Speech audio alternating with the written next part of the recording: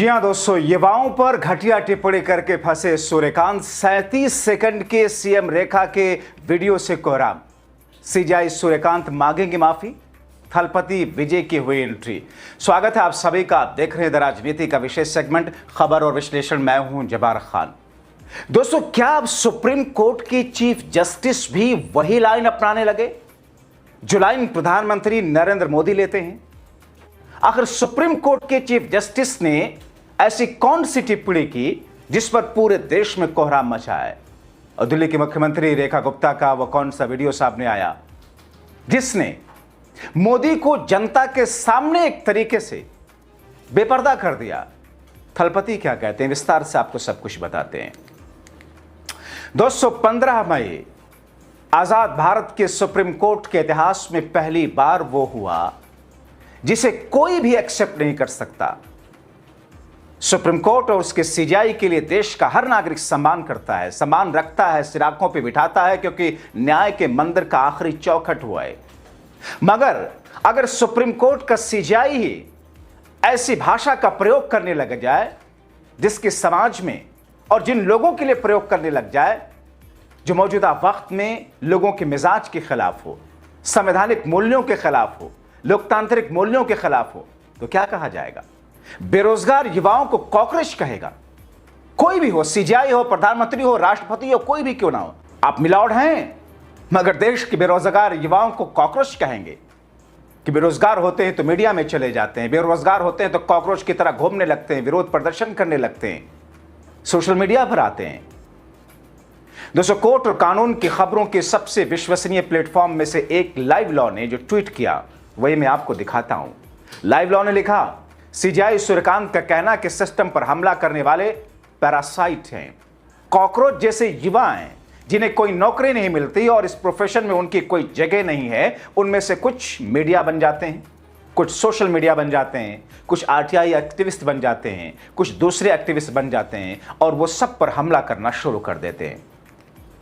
दोस्तों, एक के बाद एक मैं आप आता हूं इस पर कि माफी क्यों अब उनको मांगनी पड़ेगी, लेकिन एक दूसरी घटना देखिए। आपको दिखाते हैं कि मोदी के खास उनका एक 37 सेकंड का वीडियो कैसे हाथ उठवा करके अपनी बात में सहमति लेना चाह रही थी, मगर वहां मौजूद लोग और छात्रों ने रेखा गुप्ता की बातों का विरोध किया। रेखा गुप्ता मोदी के कुछ कदमों का जोर शोर से हल्ला बोलते हुए पूछ रही थी कि क्या मोदी जी के कदम गलत हैं? सामने से भीड़ की आवाज आई, यस मैम गलत हैं। सन्न रह गई। यदि प्रधानमंत्री जी ये कह रहे हैं कि भाई साल 6 महीने सोना मत खरीदो, तो क्या ये कठोर है? मैं सुनना चाहती हूं आपसे, क्या ये कठोर है? अगर प्रधानमंत्री जी ये कहते हैं कि भाई कुछ दिन विदेश मत जाओ, अपने ही देश में घूमो, तो क्या ये कठोर है? अगर प्रधानमंत्री जी कहते हैं कि ईंधन की बचत करो, भाई कार पूल कर लो, पब्लिक ट्रांसपोर्टेशन यूज करो, तो क्या ये कठोर है? अब दोस्तों देखिए ना, रेखा चली थी मोदी की वाहवाही करने पर पड़ गया उल्टा लेने के देने। अब तीसरी घटना जिसमें डीजल, पेट्रोल के और सीएनजी की कीमतों में सरकार ने इजाफा करवाया, उस पर पूरा देश तो विरोध कर रहा, मगर उस पर तमिलनाडु के सीएम थलपति विजय ने प्रहार करके ऐसा प्रहार किया। थलपति विजय जोसेफ ने पेट्रोल और डीजल की कीमतों में 3 रुपए प्रति लीटर के इजाफा, जिस पर आलोचना करते हुए इसे अस्वीकार बताया। बढ़ोतरी से समाज के विभिन्न वर्गों पर इसका बुरा प्रभाव बताया कि कंपनियां कच्चे तेल की वैश्विक दरों के अनुरूप कीमतें कम नहीं करती, मुनाफा कमाती हैं, मगर अब बढ़ा रही हैं। दोस्तों, और क्या कहा थलपति विजय ने, विस्तार से बताता हूं, मगर उससे पहले आते हैं माय लॉर्ड पर, सुप्रीम कोर्ट के चीफ जस्टिस पर।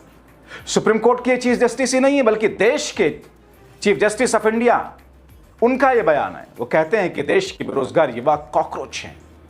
जैसा कि मैंने आपको शुरू में बताया, लाइव लॉ की रिपोर्ट, कुछ मीडिया में जाते हैं, कुछ एक्टिविस्ट बन जाते हैं।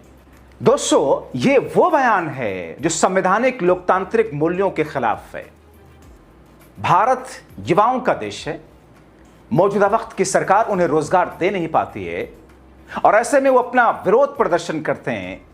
मौजूदा वक्त में मोदी सरकार का मंत्री एग्जाम में गड़बड़ियों को रोक नहीं पाता है, देश का भविष्य युवा सड़कों पर है और सीजीआई ये कहते हैं माय लॉर्ड कि ये बेरोजगार युवा कॉकरोच हैं।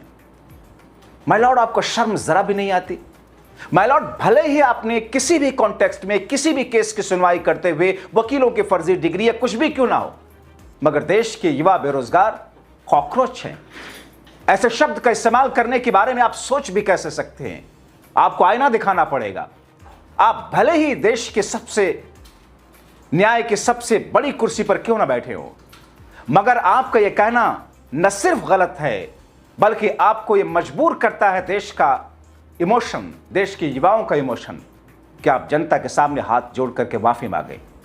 इस देश का युवा, बेरोजगार युवा, सरकारों के नाकारा निकम्मा सरकारों के उन गलतियों की वजह से है जिसमें युवाओं को रोजगार नहीं दे पाती हैं।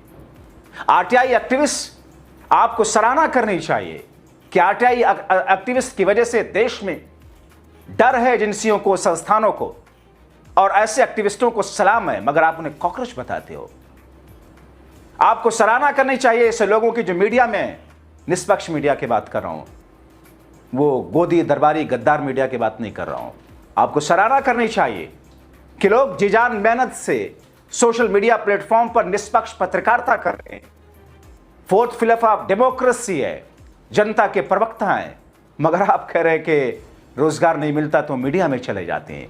शर्म आपको जरा नहीं आती माय लॉर्ड, मिस्टर सूर्यकांत? जाहिर तौर पर माफी तो उनको मांगनी पड़ेगी क्योंकि सोशल मीडिया पर कोहराम मचा हुआ है। अब दोस्तों, इस बयान के दो मायने हैं। सीजीआई सूर्यकांत मोदी की लाइन पर चल रहे हैं। मोदी ने क्या कहा था कि देश में धरनाजीवी लोग हैं, देश में प्रदर्शनजीवी लोग हैं, और अब उसी लाइन को आगे बढ़ाते हुए सूर्यकांत ने देश के बेरोजगार युवाओं को कॉकरोच बता दिया। मैं तो उनका बयान जान करके सन्न रह गया। देश का सीजीआई ऐसे पॉलिटिकल स्टेटमेंट दे सकता है और ये बोल करके एंटी कॉकरोच हिट चलाने का संकेत भी दे रहा है। मतलब कॉकरोच हो तो आप क्या करते हैं? वो हिट वाला जो बोतल आता है उसे मारते हैं कॉकरोच मारने के लिए। मतलब जो लोग सोशल मीडिया पर, जो पत्रकार आवाज उठाते हैं, तो एंटी कॉकरोच मेडिसिन इस्तेमाल करने के लिए आप संकेत दे रहे हैं कि सरकार कुचल देगी आपको। अब दोस्तों, मगर रेखा गुप्ता, उनका जो वीडियो सामने आया, वही रेखा गुप्ता जब केजरीवाल मुख्यमंत्री थे तो उनको जाने न जाने किन किन उपाधि से वो नवाज रही थी, किन किन जानवरों का नाम उनके से नाम से जोड़ रही थी। वही रेखा गुप्ता जब जमुना साफ तो नहीं कर सके, मगर मोदी साहब के नहाने के लिए, डुबकी लगाने के लिए एक नकली यमुना बनवा दी।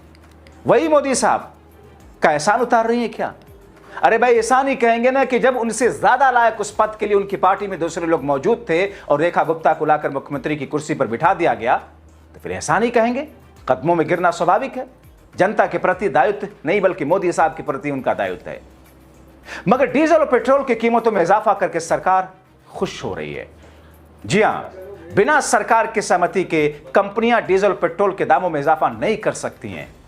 ऐसा करके सरकार ने ऐसा कारनामा किया जिसका विरोध अंधभक्त करना चाहते तो हैं मगर कर नहीं सकते। थलपति विजय ने मोदी को इस पर वार्न कर दिया। कहा, पेट्रोलियम प्रोडक्ट्स, खासतौर पर पेट्रोल की कीमतों में 3 रुपए, डीजल की कीमतों में 3 रुपए प्रति लीटर की बढ़ोतरी यह मंजूर नहीं है। जब इंटरनेशनल मार्केट में कच्चे तेल की कीमत कम होती है, पेट्रोल कंपनियां उसी हिसाब से पेट्रोल और डीजल की कीमतें कम नहीं करती। इसके बजाय वो कंपनियां सिर्फ मुनाफा कमाती हैं। 5 राज्यों में विधानसभा चुनाव के बाद पेट्रोलियम प्रोडक्ट्स की कीमतों में यह बढ़ोतरी मंजूर नहीं है। यह फैसला उन गरीब, निर्धन, मिडिल क्लास लोगों की कमर तोड़ेगा जो देश की बैकबोन है। इससे रोजमर्रा की जरूरतों की चीजों की कीमत बढ़ेगी। गरीब और सीधे साधे लोगों की खरीदने की ताकत पर बुरा प्रभाव पड़ेगा। इसे कम कराया जाए, बर्दाश्त के बाहर है। थलपति विजय ने अपनी शपथ के बाद ही मोदी सरकार को घेर घेर कर संवैधानिक और अलोकतांत्रिक मूल्यों की बहाली के साथ जनहित के लिए फैसले लेने के लिए लगातार दबाव डाला। आप देख लीजिए, कॉटन ड्यूटी पर थलपति विजय ने मोदी सरकार को आईना दिखाते हुए चिट्ठी लिखी। कहा कि साहब, तमिलनाडु भारत का सबसे टेक्सटाइल और रेडीमेड गारमेंट एक्सपोर्ट करने वाला राज्य है। हाल के दिनों में कपास की कीमतों में बढ़ोतरी, उसके बाद धागे की कीमतों में इजाफा, जिस कारण इंडस्ट्री गंभीर संकट का सामना करनी पड़ रही। सिर्फ इंपोर्ट से कच्चे माल की लगातार सप्लाई पक्की जा सकती है, लेकिन कॉटन पर 11% की इंपोर्ट ड्यूटी लगती है। खेती के बाद टेक्सटाइल और रेडीमेड गारमेंट सेक्टर सबसे ज्यादा रोजगार देने वाले सेक्टर हैं और लाखों लोगों को रोजगार का बचाना टेक्सटाइल वैल्यू चेन की लंबे समय तक चलने वाली सस्टेनेबिलिटी पक्का करना सरकार की सबसे जरूरी जिम्मेदारी है। जाहिर तौर पर यह वो स्थिति है जिसमें हमने आपके सामने दोनों पहलू रख दिए। आप तय कीजिए। शुक्रिया।